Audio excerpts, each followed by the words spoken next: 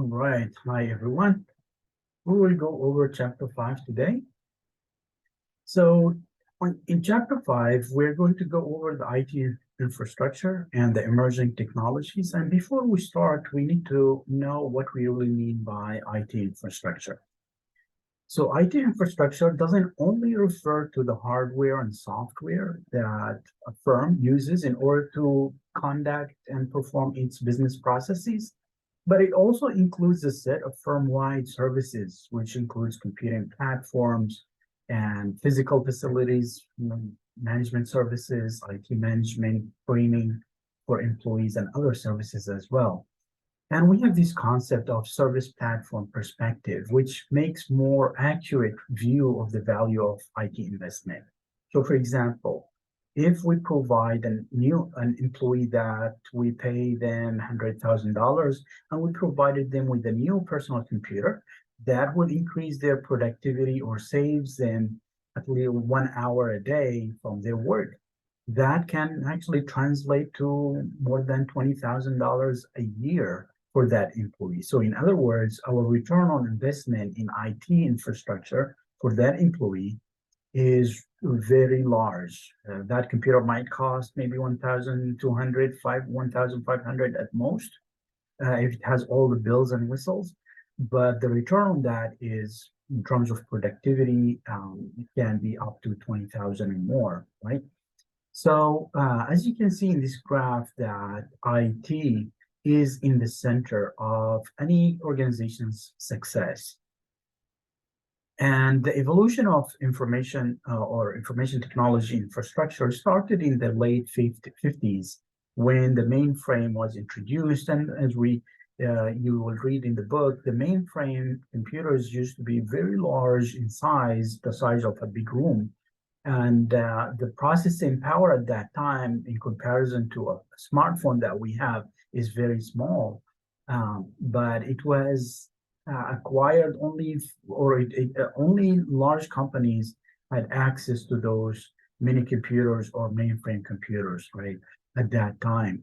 Until Steve Jobs came with the Mac or the Apple computers in the late 70s, and then in the early 1981, that's when IBM, in collaboration with Microsoft, were kind of reacting to Apple and to Steve Jobs, Apple computers, who revolutionized the personal computers. So in the past, only organizations used to own, or big firms used to own a computer. But now, at that time, when Steve Jobs came, individuals can own their personal computers. And as a result, IBM, in collaboration with Microsoft, introduced the personal computer that we know, that use Microsoft software and the hardware and the computers from IBM until today. And then later on in 1983, that's when the local area network came into play. And local area network, which consists of a client or a server and clients, right? Clients are basically desktop computers that are connected to a server in the back room. So for example, I give examples of H&R Block offices that I have been working and I have been helping when I was working for H&R Block. So we have a couple of POS or client computers, you can say, where the people are working on, and those computers are basically connected to a server in the back room in that office. And that server basically contains all the data that those other computers in the front end are actually producing. So it saves it in one location, which is through this. And the server manages those personal computers or desktop computers. We call them clients, right? And then there was the enterprise computing era that started in 1992, and the largest vendors of enterprise computing are Oracle and SAP. And then later on in 2000, the cloud computing and mobile computing was introduced. Cloud computing has been revolutionized, especially by Amazon Web Services. So Amazon started by having more capacity than they needed to run their website, Amazon website. So as a result, they said, well, we can rent some of this extra capacity, computing capacity that we have. And that's when kind of how cloud computing came into play. When a vendor has extra capacity, then they can rent that extra capacity to other firms, and it is a win-win for both parties. So those are some examples of how the mainframe used to be a large computer, and then the local area client server computers are connected, and as how the enterprise computing is a collection of local area networks that are connected through the enterprise server, and then the server to the internet, and then the cloud computing. So, what are some of the drivers or the factors that led to this evolution in IT infrastructure? So, one of them is Moore's law and microprocessing power. So, we mentioned last week about Moore's law, and in which states that the computing power doubles every 18 months, right? And the prices of for this computing power also reduces every 18 months. So nanotechnology, which uses atoms and molecules, or in building and the microchips, right, for computing. So those are actually also increasing the processing power of computing. So second is the law of mass digital storage. So from its name, this law predicts or says that the amount of data being stored each year doubles, and the price of storing this data also reduces every year. And then we have Metcalfe's law, which refers to the network economics. So what it says that the value of a network is a function of the number of members in that network. So, for example, Facebook, or let's say an example as a Facebook or LinkedIn or Twitter or TikTok. So the value of that company, which is the network, is a function of the number of members. So the more subscribers in those social networking sites, for example, the larger the value of that. The stock market value, for example, for those companies goes up, as when or Netflix, for example, the more there is a members in that network, the greater the value. So I will skip those, but those are some of the graphs that showing how one microchip used to be in the 1970s, and how much capacity and powerful number of transistors that one chip now, and the increase, which basically confirms Moore's law, which is microprocessing performance increased within the years and doubles every 18 months, as well as the price and for those transistors or processing power also went down. And so this is nanotubes. So nanotubes, they are part of the nanotechnology, and they are 10,000 times smaller than the human hair. So can you imagine how this technology is accurate and powerful? And this is included in the production of microchips, right? So other uses for it can be in the medical field, right? Maybe curing cancer or curing some of those diseases that have not been found for them any solutions. So this is another graph showing the amount of storage and how the price per dollar rises exponentially. So in other words, that storage cost is reducing exponentially.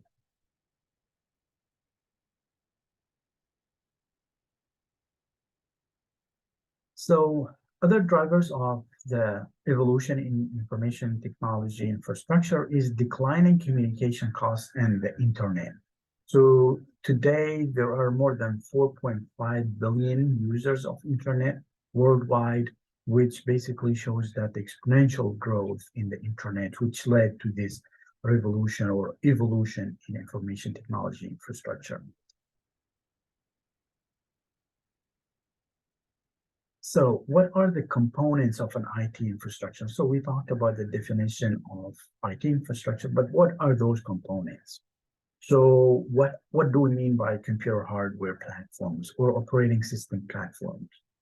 Enterprise software, data management, networking, telecommunication, internet platform, consulting system. What do we really mean by each of those components of an information technology infrastructure?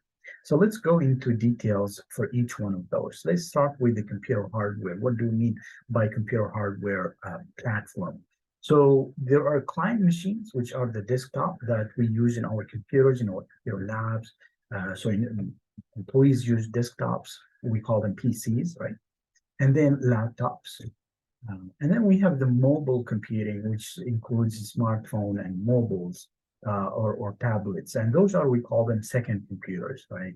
Because they have processing power, but not as much as the desktop, but they still do some work for us. And then we have the desktop chips versus the mobile chips. So the mobile chips, they are lightweight, so they don't consume that much power in comparison to the desktop chips, right? And then we have servers. We have application servers. We have a client. We have local area network servers. We have operating system servers and so on, right? And also web servers and so on. And then the mainframe is part of that hardware platform. So mainframe, although we said it started in the late 50s, but still several companies still use them today. And IBM is the main vendor of them, and they are very powerful today. So they are not with that capacity that used to be in the past. So they are digital work horses for banking and telecommunication networks. So operating systems, so we have corporate operating systems for corporate servers like Windows Server, Unix, Linux, and Linux is an open source operating system software. Well, when we say an open source software, meaning that it is provided to users for free, you can use it for free because some programmer built, or a group of programmers built it, and they continue to contribute to it and for free. So for example, Linux was programmed by a programmer from Finland, right? And it is an open source, free for use. And then we have the client level operating system. So Microsoft Windows, that's an operating system for desktops, right? Or laptops. And then we have the mobile phones or tablets operating systems includes Android, iOS, Windows 10. And I mentioned that Windows in the past used to come to universities, campuses, and try to train business students or IT students, majors, how to develop apps using Windows platforms for Windows phones, right? Because they wanted to attract and increase their market share with the Windows 10 operating systems for phones, right? And Android is holding more than 70 to 80% of operating systems for mobile phones and tablets worldwide. And then we have Google Chrome. Those are for Chrome computers and also for cloud computing. So enterprise software applications, this is when we talked about in previous weeks about ERP or enterprise resource planning. So those are where which system that provides applications to different functional areas within the organization, and they all have kind of shared that same database, and we called it the source of truth is going to be one. Definitions, the dictionary is the same for the whole organization, and then it is modular. For example, you can add the operations functional area. You can add the sales functional area to that enterprise resource planning. And the major providers of enterprise resource planning or software applications are SAP and Oracle, right? So, for example, in 2020, more than $50 billion was spent on enterprise software, right? And in some situations, there are some organizations or firms where they have different types of systems. And those systems, they don't talk to each other. For example, they bought a system that was using SAP, and then now they are using another system that uses Oracle. They might not talk to each other. So you need what we call it the middleware, something in the middle that kind of pipes them, connects them both together. And that middleware translates the codes for, let's say, the SAP program or software into the Oracle software. So this is what we mean here by middleware. It's an integration system that helps integrate different systems. And a large provider of middleware is IBM and Oracle, right? And then we have data management and storage. So this is what we mean here by storing and retrieving data. Those are the software or the companies that provide relational database management systems as well as big data. So the relational database management systems are provided by IBM DB2, Oracle, Microsoft SQL Server, and Microsoft Access, SAP, Sybase, and MySQL, which is acquired by Oracle. So those are relational database. What you have been learning about SQL, actually, that SQL that you learn can be easily applied to any of those major providers of database management systems. And then we have Apache Hadoop, which is an open source mainframe for big data, right?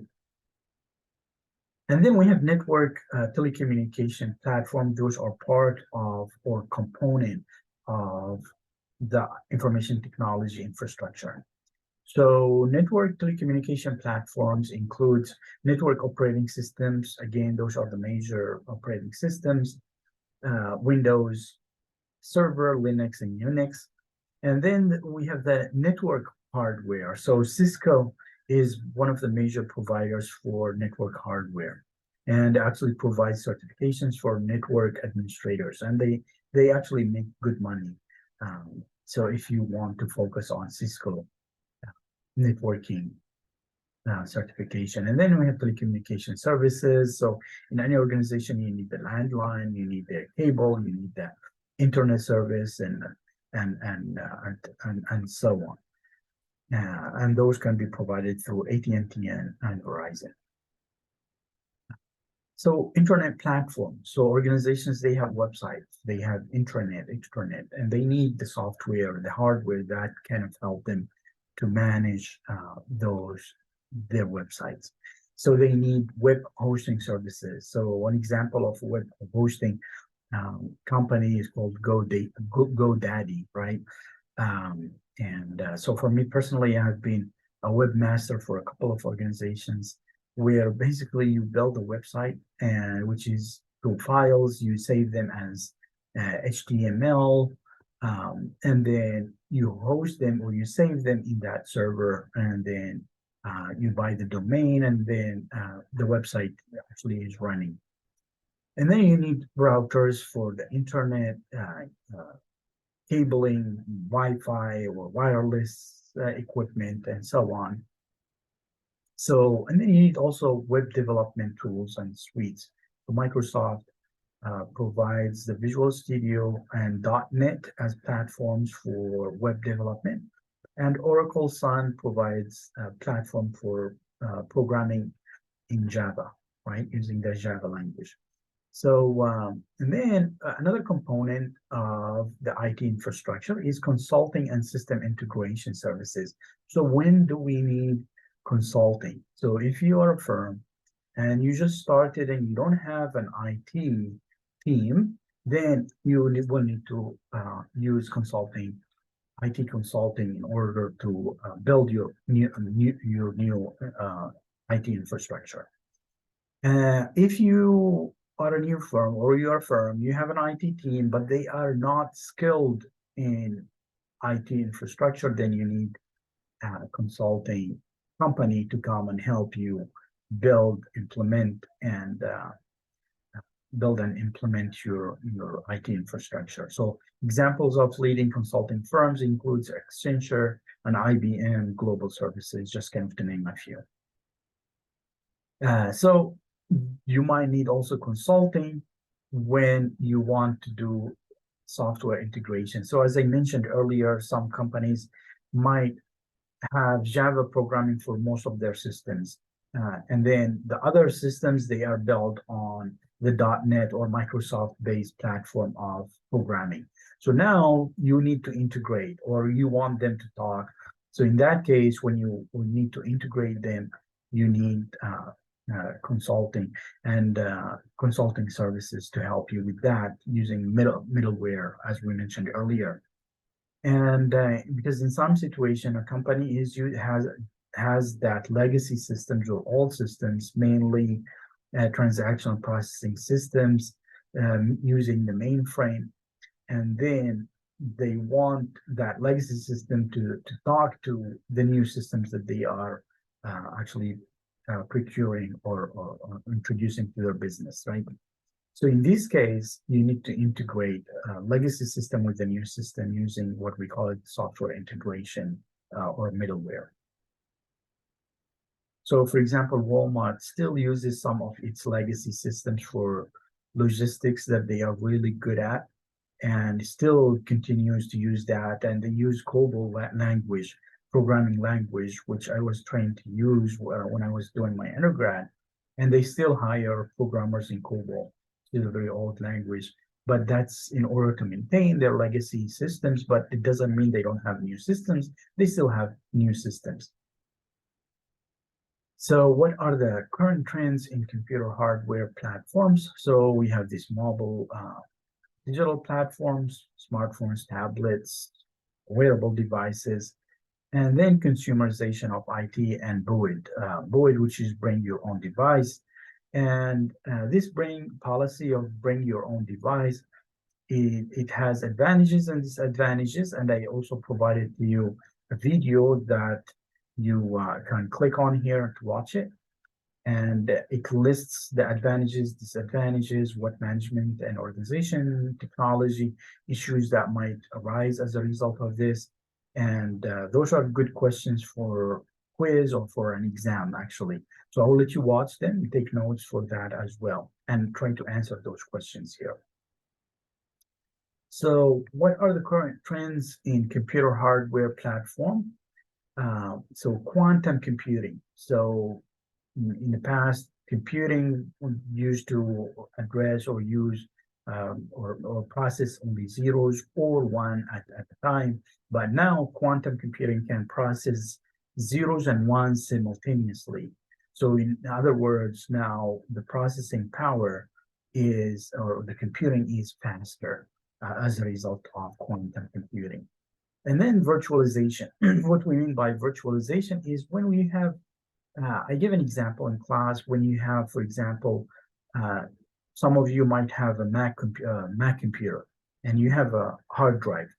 That hard drive, you can actually partition it into a personal computer using Windows, and the other one, the other half of that hard drive or whatever percentage you want to design or assign can be using Mac operating system. So in other words, you have two machines using the same or two operating system using the same resource, which is the hardware, right? So that's what we mean here by virtualization.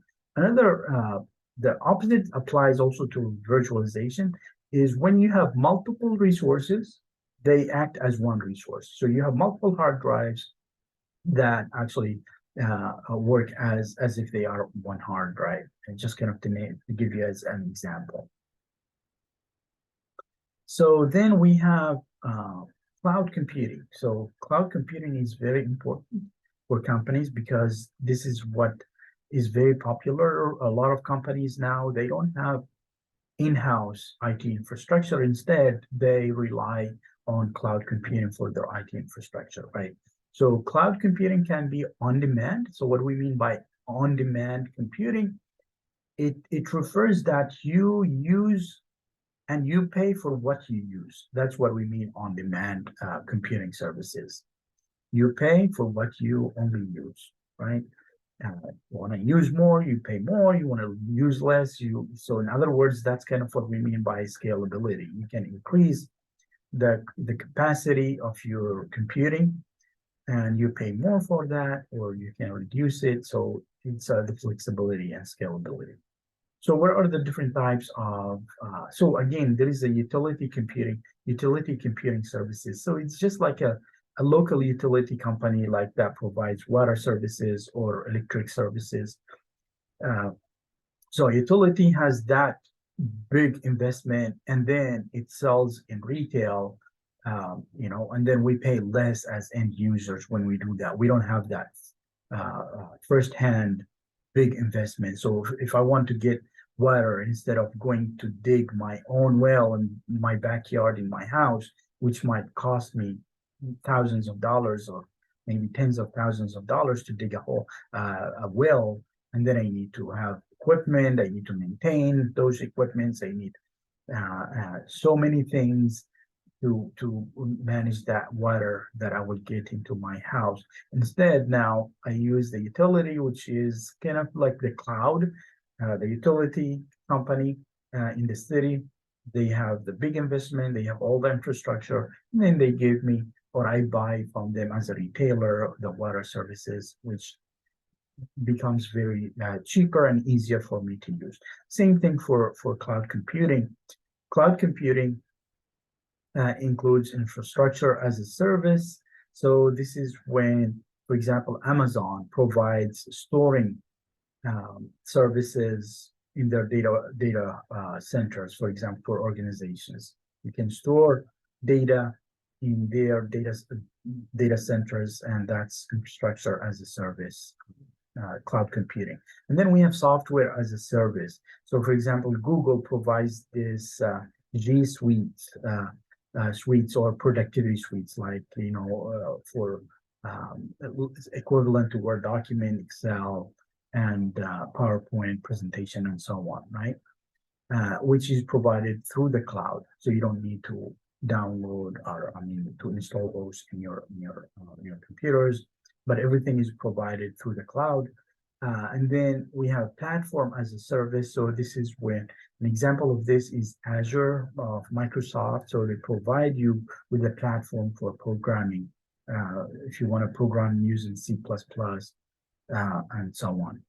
And then we have cloud can be public or private. So public meaning that if you have a data center or a vendor has this data center or cloud computing services, software, infrastructure, software platform as a service, and they want to rent that or to provide their services to multiple organizations from that same data center, then we can call that public cloud computing. And then private can be either owned by that same company and it is managed by that company, or it can be managed by a vendor and that vendor only hosts that particular company's privately, the cloud computing privately for that particular company. So in other words, it can be managed internally or externally through a vendor or through the company itself. That's what we mean here by private cloud computing. So again, cloud computing allows companies to minimize the IT investment. So now you pay per use. You don't have to buy servers that cost thousands of dollars, and while you are using only maybe 10% or 5% of that server. So there is extra capacity that is not needed, and cloud computing can help that. However, there are some drawbacks as well from cloud computing. There are concerns about security and reliability of the service. And then there are also hybrid type of cloud computing. So some organizations, they have strategic information systems within their organization. So those ones, they will manage them, they will keep them in-house because they are strategic to their their business processes. So they will keep them in-house instead of giving, doing them through cloud computing. And then the ones that are not strategic, then they will use cloud computing for them. So again, Amazon Web Services is the leading cloud computing company provider. And then what are the current trends in computer? Again, the trends is the edge computing. So that's where servers are at the edge of the network. So the closer they are to the data source, the faster the response can be, the less latency, the faster the reaction can be. So for example, self-driving cars or that require quick and fast transferring of data. So then that's what edge computing can play a big role. And then we have green computing. So this is when technology is used to save the environment, right? So green data centers, for example, they use some maybe for example, solar system or wind technology, or they have their own systems. Actually, there are some videos on chapter 1 that goes through how data centers can be green, and you can watch that. And then there are some technologies like the multi-core processing can actually be more power efficient and provide power efficient microprocessors. So scalability is another important, when you are dealing with platform and infrastructure change, you need to keep in mind scalability. So if an organization or a firm is shrinking or growing, in that case, scalability, organization should be able to grow, again, that's the on-demand in cloud computing helps organizations meet that scalability. They can pay per use, can grow, 100 employees.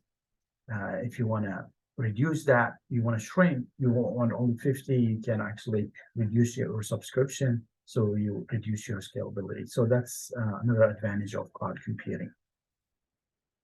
So management and governance of the IT infrastructure. Who controls IT infrastructure? Is it the IT department or functional area? Is it the local department IT? Is it the local functional area IT department? Is it centralized or decentralized? So different organizations have different models for how their IT is organized, centralized or decentralized. Preferably centralized, because then you can actually control standardization, and you can control, instead of having different vendors providing different systems that don't speak to each other. If you are decentralized, you are giving the autonomy to each department to buy their own the systems, then it's going to be very hard for those systems to talk. But if they are centralized, then you can standardize. So for example, for this particular need, we are going to use this particular type of information system. So that way we are standardizing our IT infrastructure. So that will help save costs, and who pays for that, then that's a decision for management to do. For example, for us, we have the department pays for IT infrastructure or whatever we need, but it is managed and installed by the IT department, the centralized IT department. So in order to make wise infrastructure investment, so you need to make sure that you have a balance. You don't underinvest in IT infrastructure, and you don't over invest in IT infrastructure. So that's where cloud computing can help you achieve that. So because if you over invest or under invest, then you are risking that competitive disadvantage, right? You want to be having that competitive advantage. So rent versus buy. So you want to rent. For example, for us, we have printing we rent actually the printer, the machine. That way, if it has any issues, the company that we rent the printing services from, they come and fix it, they maintain it. That way we don't have to hire someone in our department or our college who is just specialized in printers, right? And those printers that different people use, they have different vendors, right? Different manufacturers. So it might be a hassle. So it's easier, for example, to rent a printer instead of buying it. Because if you buy it and then it get broken or something happened to it, it's going to be very hard to fix. And you need so then cloud computing. Again, that's a solution for underinvestment and overinvestment. But there are still security issues and outsourcing. So in some cases, you need to make a decision about whether to outsource a service or not. So for me, I worked in H&R Block, and we have that customer service and technical service. Part of the business was outsourced to workforce companies. So they used to hire seasonal workers who are working on IT, technical support, and also on customer relations support, right? So it's outsourced because it is going to be cheaper for the company because they only hire seasonal workers because the tax season is seasonal. And then those outsourcing company, they hire employees for 9 months. That way they are not eligible for benefits. So that's kind of how they get around that, and they pay them hourly instead of salary, because if they are salary, then they have to be they pay them benefits and so on, right? So organizations need to make decision what they can outsource, what they need to keep in-house, right?